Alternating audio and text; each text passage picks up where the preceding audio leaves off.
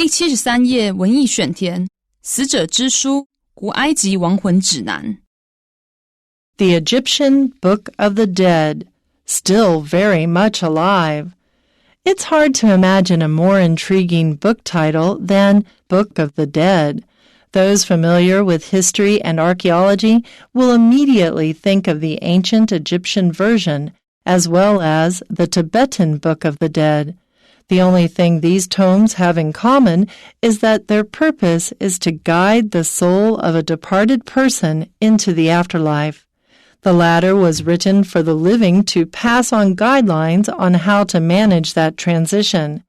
The Egyptian version, on the other hand, was written for the already dead to direct them through the underworld.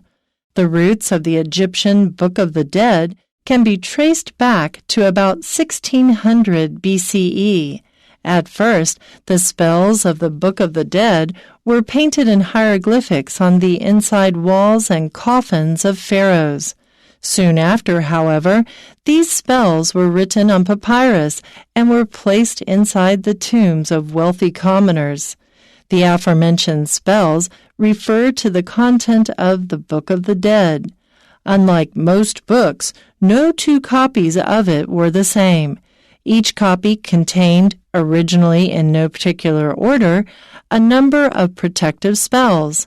Some 190 individual ones have been found.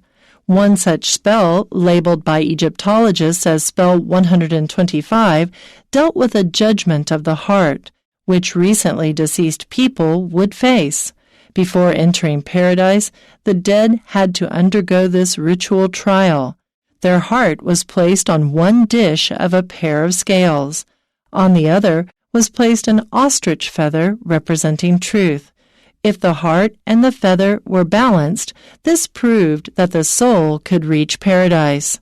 The Book of the Dead tells modern people that early ancestors were also concerned about morality and the afterlife. Even though we are separated by thousands of years of technology, culture, and environment, it is comforting to know that most of the human race has shared a millennia-old belief in a life beyond the current one.